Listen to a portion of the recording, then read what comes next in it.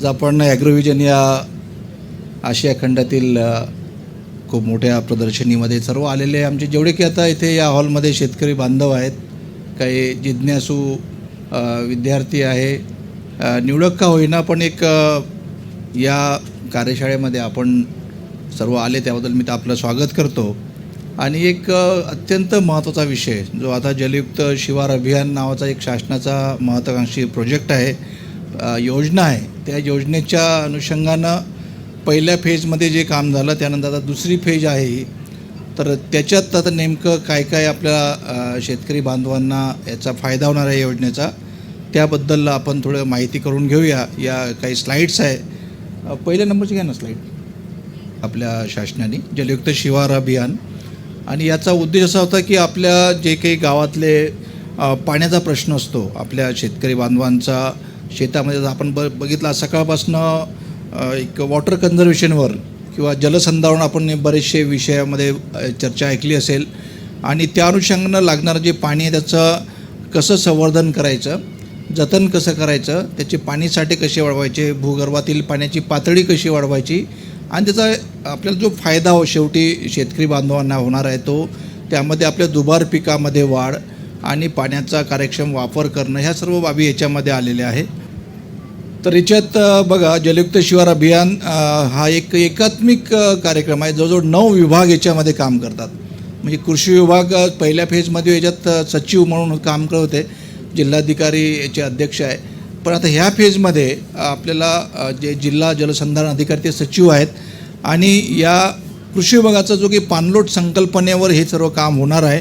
इथे माझा मी contact number दिला आहे. जे नागपूर जिल्ह्यातील काही शेतकरी बंधू जर इथे असतील तर त्यांनी कृपया माझा नंबर लिहून घ्यावा, कधी आपण संपर्क करू शकता.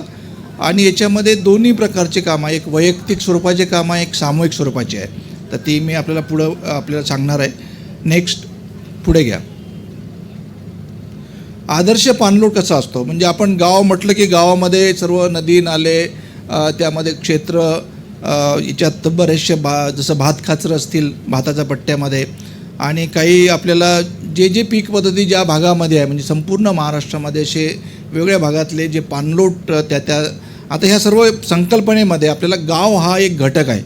म्हणजे जसं आपण म्हटलं जलयुक्त शिवार, माझं गाव जर पहिल्या फेजमध्ये झालं असेल तर आता मला त्यातला जे काही मेंटेनन्सचा पार्ट असेल तो करता येईल. पण आता सेकंड फेजमध्ये जे राहिलेले गाव होते ते घेण्यात येत आहे. प्रत्येक जिल्ह्यामध्ये साधारणतः 200-250 गावं आहेत. आता आमच्या जिल्ह्यामध्ये 250 गावाचा कार्यक्रम या ठिकाणी आहे. आणि गाव हा एक घटक मानून त्याला पाणलोटाचं एक सीमांकन करून हे कामं सर्व केले जाणार आहे.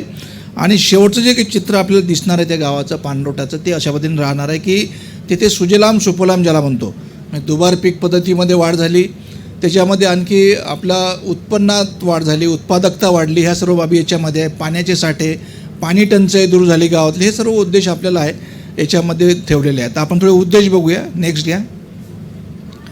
याच्यामध्ये पहिला जो उद्देश आहे आपल्याला की आपल्या पावसाचं जे पाणी आहे वाहून जातं ते आपल्याला अडवायचं आहे. आणि त्यासाठी पाण्याचा ताळेबंद जो काही आपला शेतकरी वर्ग आहे त्याला ते याचं एक प्रचाराचं काम मोठ्या प्रमाणात सुरुवात झाली आहे की आपण पाणी आपल्या गावातलं शेतात कसं अडवायचं, गावात कसं अडवायचं.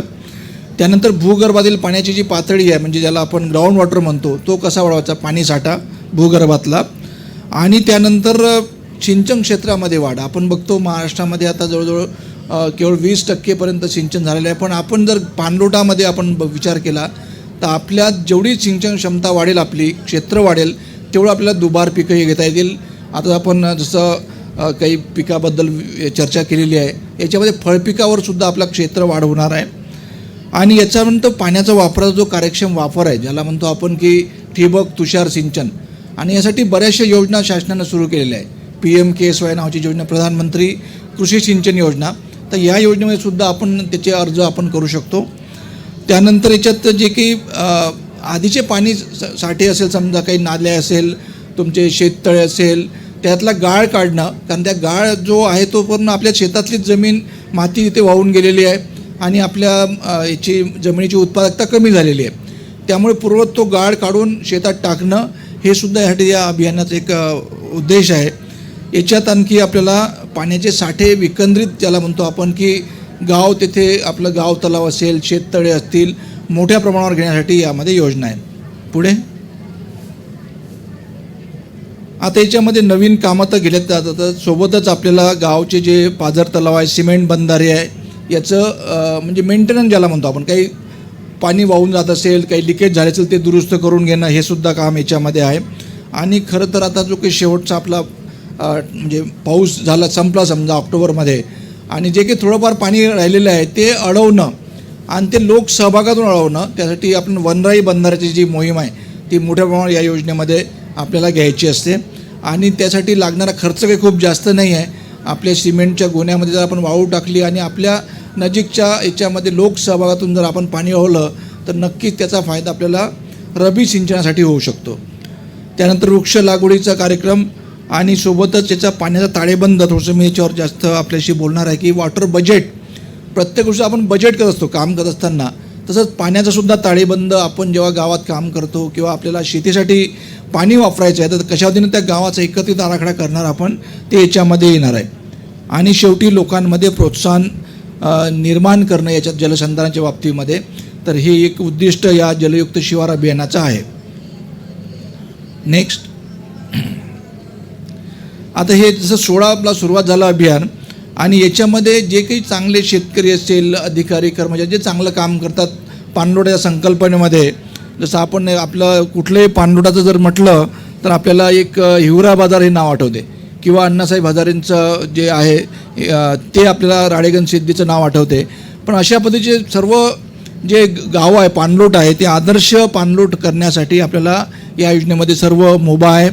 आणि यासाठी वेगळे GR जे आहे त्यात आपल्याला वेळ कमी आहे आणि आपला मॉपसुद्धा आता बराचसा वेळ झाला त्यामुळे जास्त याच्यात खोला जाणार नाही मी. पण यातलं ट्रेनिंग जे पार्ट आहे, जसं आपण आज प्रशिक्षण घेतो आहे इथं या ॲग्रोव्हिजनला, मी तुम्हाला सांगतो आहे किंवा जलयुक्त शिवारमध्ये आपण सहभागी व्हा.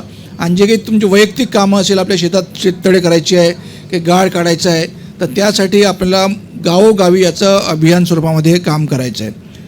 पुढे, तर हे कोणते काम करताना आपल्याला आराखडा करणं खूप आवश्यक आहे. म्हणजे पूर्ण समग्र आराखडा ज्याला म्हणतो आपण पाणलोटाचा, एकट्यानं काम करून भागणार नाही. कारण मी शेतकरी आहे आणि माझ्या शेतात समजा मी एखादं शेततळं केलं किंवा सिरीजमध्ये नसलं, बाजून बंधारा वाहतो आहे, पण जर वरच्या साईडला म्हणजे ज्याला आपण माथा ते पायथा तत्व म्हणतो, तिथं जर कुठली कामं केली नाही तर पूर्ण गाड त्यांचा आणखी माझ्या नाल्याजवळचं जे काही बंधारा तिथे साचेल आणि पुन्हा त्याची पाणी वॉटर क्षमता जी आहे ती कमी होईल. तर याच्यामुळे म्हणून आपल्याला वरपासूनच कामाला सुरुवात करायची असते याच्यात. आणि ती टप्प्याटप्प्याने आपण तिन्ही झोनमध्ये, म्हणजे एक पहिला जो रन ऑफ झोन ज्याला म्हणतो आपण, जो डोंगरदऱ्या आहेत जिथनं ओगळी सुरू होतात, हळूहळू पाणी खाली येते, मग आपला मिडल रीचमध्ये येतो, त्याला म्हणतो आपण की म्हणजे रिचार्ज झोन, जे रिचार्ज होते आपलं पाणी जमिनीमध्ये मुरतं, तो एक झोन आहे. आणि तिसरा मग आपला स्टोरेज झोन. तर हे असे 3 प्रकारचे झोन आपल्या या पाणलोटामध्ये असतात आणि त्याच्यामध्ये आपल्याला वेगळी कामं करायची असतात. आता जे काही GR शासनाने काढलेले आहे याच्यामध्ये आपल्याला जर लोकसहभागातून तुम्हाला याच्यातला गाळ काढून न्यायचा असेल तर याच्यात 27 रुपये इतका जो निश्चित केला शासनानं मान्यता दिलेली याला की आपण तो गाळ काढून नेऊ शकतो. त्याला कुठली मुभा नाही, कुठली रॉयल्टी नाही. तर अशा पद्धतीने आपल्याला याच्यामध्ये सर्व शेतकरी बांधवांनी सहभागी झाला पाहिजे. आणि जो आपला शेतातला गाळ आहे जो वाहून गेला खाली, तो पूर्वत आपण आणखी त्याला रिस्टोअर केलं पाहिजे. पुढे घ्या, हे काही टेक्निकल गोष्टी आहे, मी थोड्या सोडून देतो. पुढे, आता हे जर पाणलोट म्हटलं तर गावाच्या ऐवजी आपल्याला आपल्या गावाची बाउंड्री आणि पाणलोटाची बाउंड्री वेगळी होऊ शकते. म्हणजे त्या पाणलोटाच्या बाउंड्रीला गाव हे असं घटक नाही आहे की बाबा माझं एखादं गाव आहे इथे आणि त्या गावातली पाणी येणारं दुसऱ्या पाणलोटात गावातलं सुद्धा पाणी माझ्या पाणलोटामध्ये येऊ शकते, गावामध्ये येऊ शकते.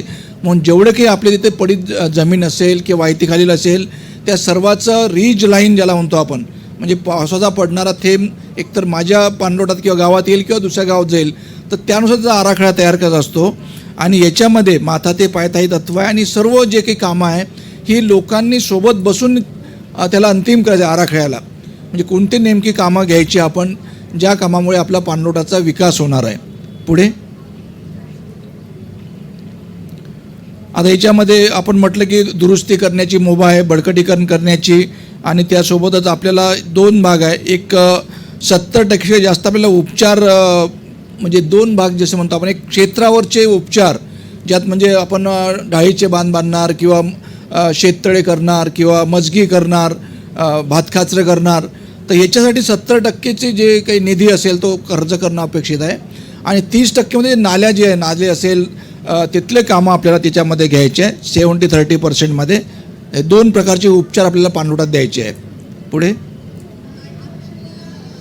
याच्यामध्ये आपल्याला त्या गावातली जी काही कमिटी राहणार आहे, सरपंच असतील किंवा तिथले गावचे मेंबर्स आहे, यांना प्रशिक्षण देणं पाण्याच्या ताळेबंदाचं ते याच्यात कंपल्सरी आहे.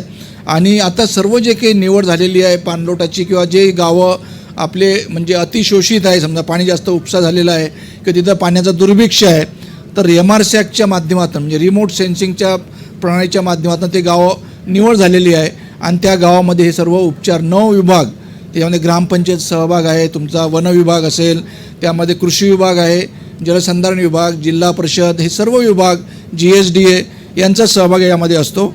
आणि कुठली कामं करण्यापूर्वी आपल्याला समीक्षा करणं, म्हणजे त्या गावाची, त्याला आपण PRA टेक्निक म्हणतो, तर ही सुद्धा त्या गावाचा सहभाग मिळवण्यासाठी ते आवश्यक आहे. नेक्स्ट पुढे घ्या. तर याच्यामध्ये काही लिमिट ठरवून दिली. आता बरेचसे याच्यात तरतूद वाढली, जवळजवळ 2 कोटीपर्यंत आपण कामं याच्यामध्ये प्रस्तावित करू शकतो, जास्तीसुद्धा घेता येईल. आणि याच्यामध्ये कन्व्हर्जन ज्याला म्हणतो, आता बऱ्याचशा योजना पॅरलल वेगळ्या विभागाच्या असतात किंवा सेंट्रलच्या आहेत, त्यासुद्धा आपण इथे त्याची मदत घेऊ शकतो आणि आपला वॉटरशेड हा जल परिपूर्ण हा करू शकतो.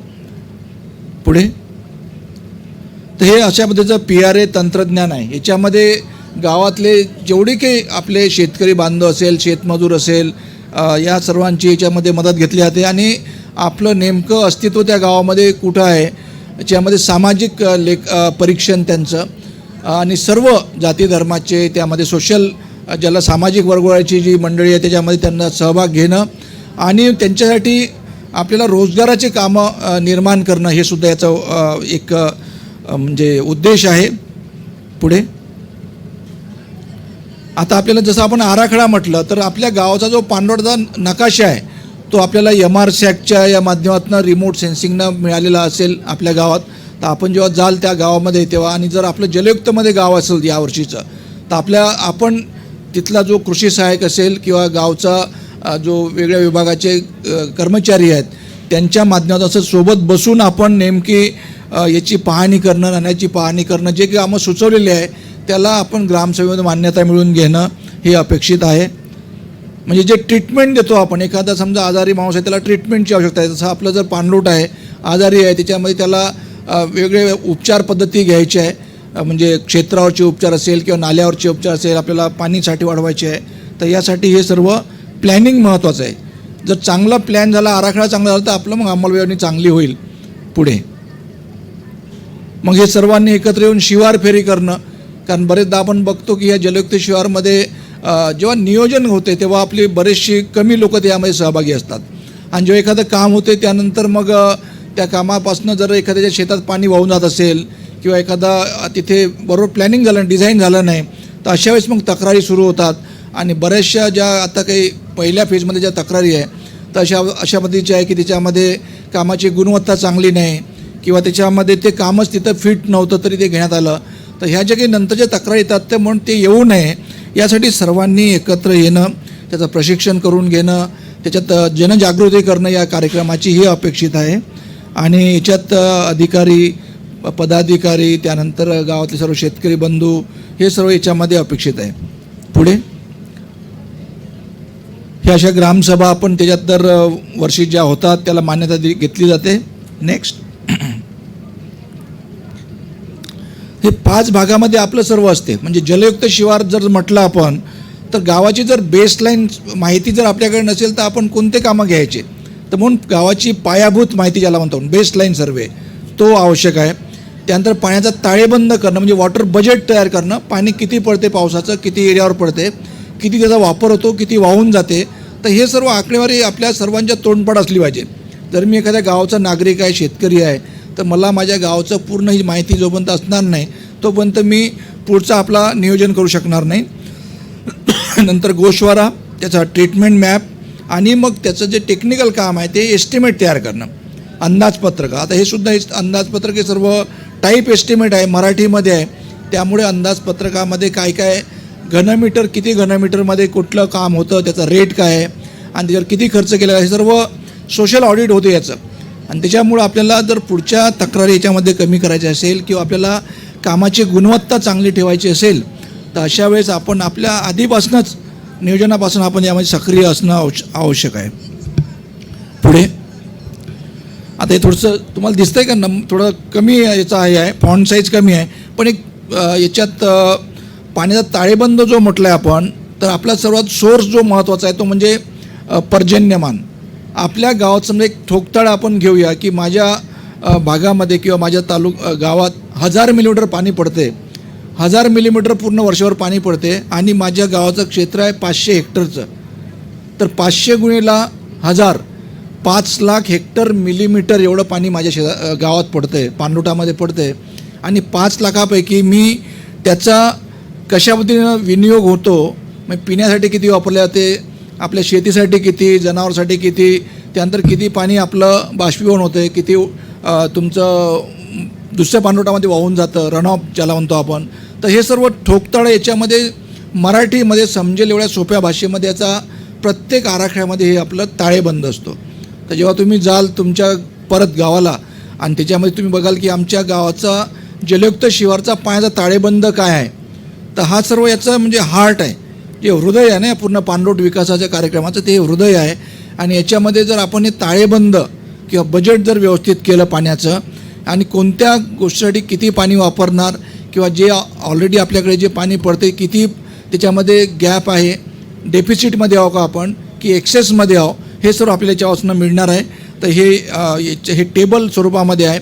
याच्यामध्ये उतारानुसार आपला रनऑफ जो अपधाव याला म्हणतो आपण पाण्याचा मिळणारा आपल्याला मिळत असते.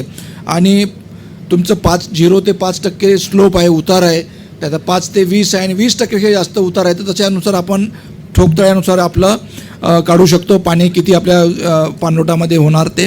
पुढे